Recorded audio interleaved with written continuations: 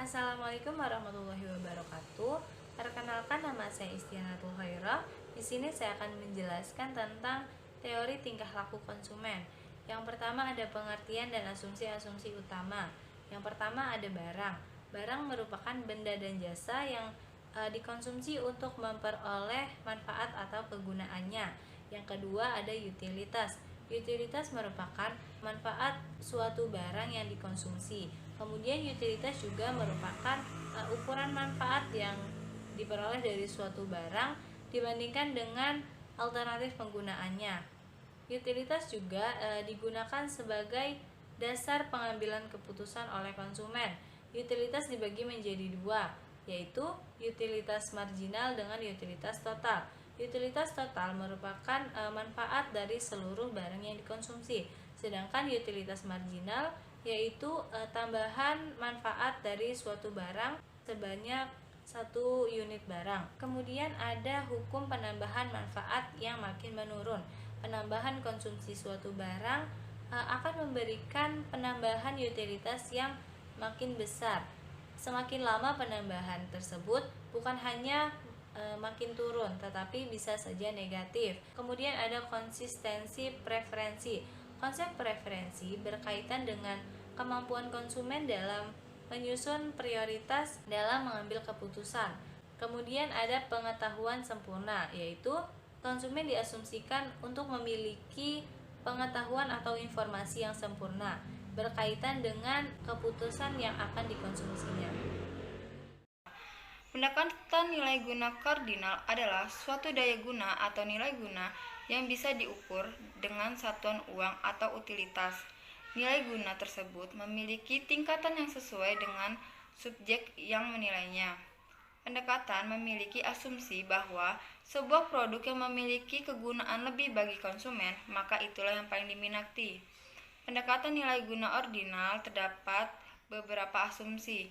Yang pertama, daya atau nilai guna diukur dengan parameter satuan, harga atau utilitas. Pendekatan nilai guna kardinal terdapat beberapa asumsi. Yang pertama, daya atau nilai guna diukur dengan parameter satuan, harga atau utilitas.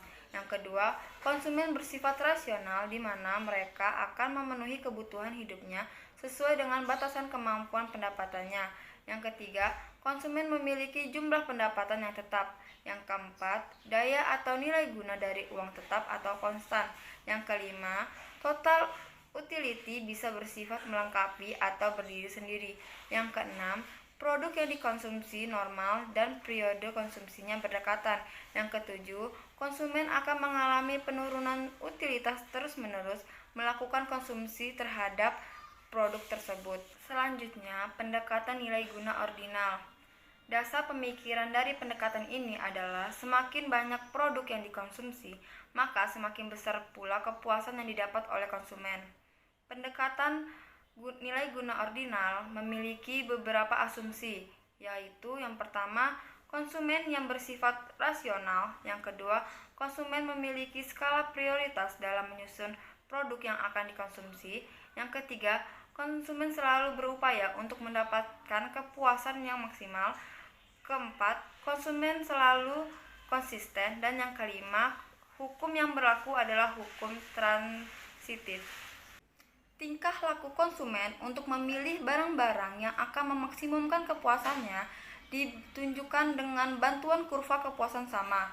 Kurva kepuasan sama adalah kurva yang menggambarkan gabungan barang yang akan memberi nilai guna atau kepuasan yang sama.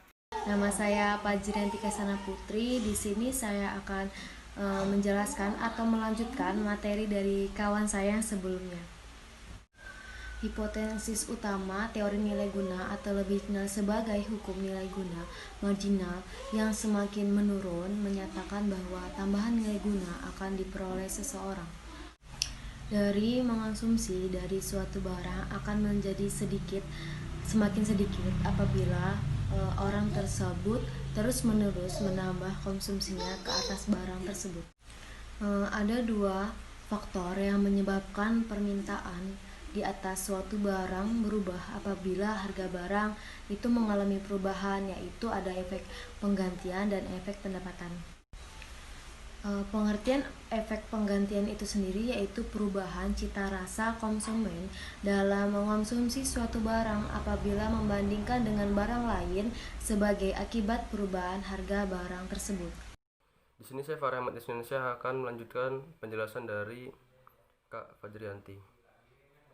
Nah, di sini kan ada dua faktor tadi ya. Ada dua faktor yang menyebabkan permintaan ke atas suatu barang yang berubah, yaitu ada efek pergantian dan efek pendapatan. Itu tadi efek pergantian tadi kan perubahan cita rasa konsumen dalam mengonsumsi suatu barang. Lalu efek pendapatan itu adalah pengaruh atau akibat perubahan harga sesuatu barang terhadap pendapatan real konsumen yang menggunakan barang yang mengalami perubahan harga. Nah, syarat memaksimumkan nilai guna yaitu setiap rupiah yang dikeluarkan untuk membeli unit tambahan berbagai jenis barang akan memberikan nilai guna marginal yang sama besarnya.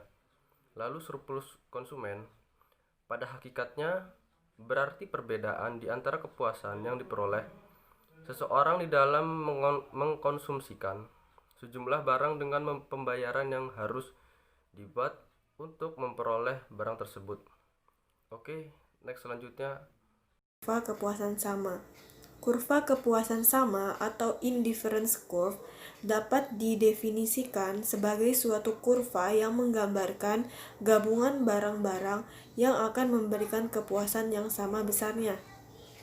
Saya akan menjelaskan mengenai kurva batas anggaran.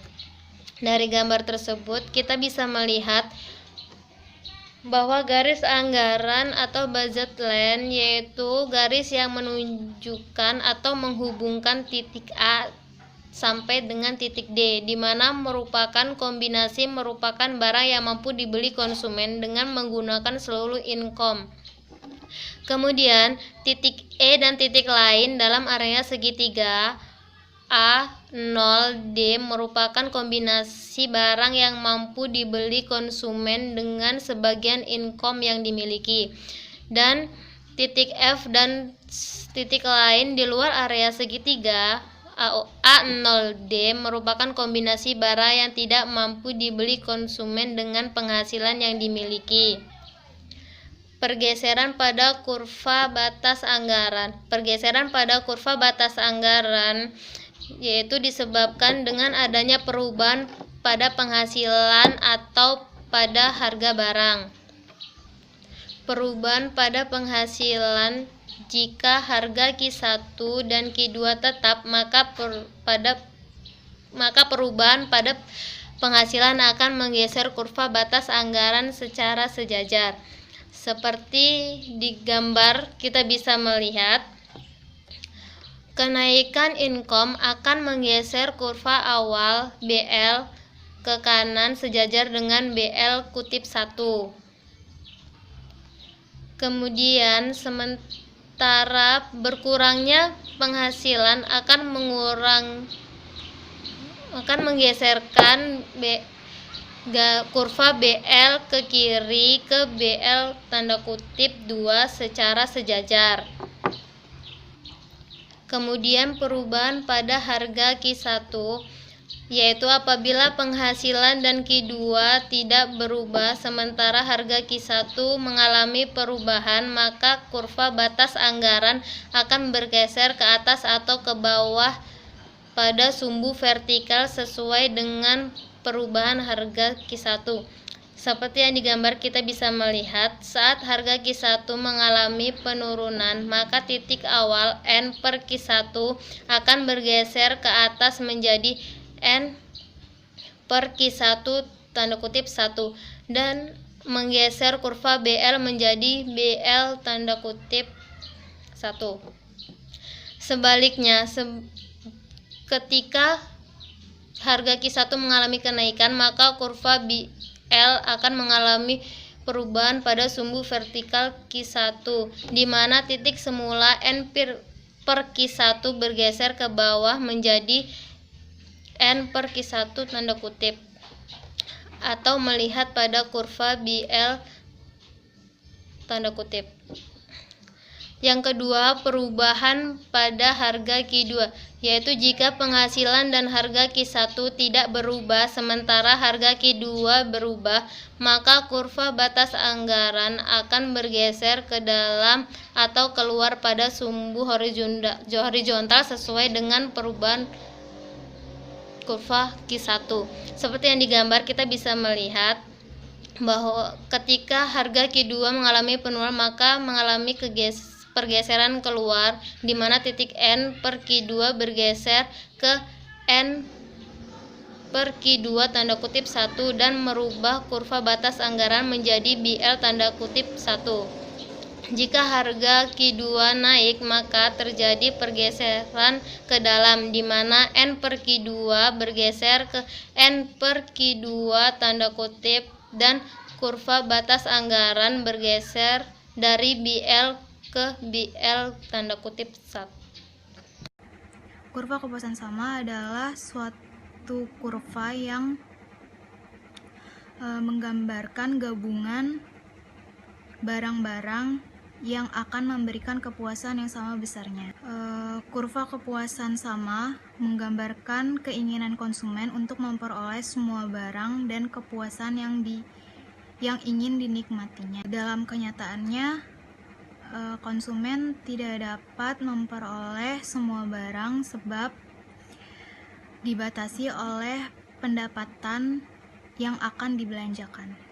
Selanjutnya adalah tingkat penggantian marginal. Tingkat penggantian marginal ini mempengaruhi kurva kepuasan yang sama. Untuk pengertian tingkat penggantian marginal ini, tingkat penggantian marginal itu merupakan penggantian yang menunjukkan besarnya pengorbanan konsumsi atas suatu barang untuk menaikkan konsumsi barang lainnya pada waktu yang sama. Tingkat penggantian marginal yang semakin kecil disebabkan oleh beberapa faktor. Yang pertama, saat konsumen memiliki barang Y yang relatif lebih banyak dibandingkan barang X, maka konsumen memerlukan pengurangan konsumsi barang Y untuk memperoleh satu tambahan barang X. Akan tetapi, jika semakin banyak barang X yang akan diperoleh, maka semakin sedikit pengurangan barang Y untuk mendapatkan satu tambahan barang X. Nah, jika penggantian marginal ini semakin kecil, maka tingkat kurva kepuasan yang sama akan lebih cenderung ke titik 0. Terima kasih.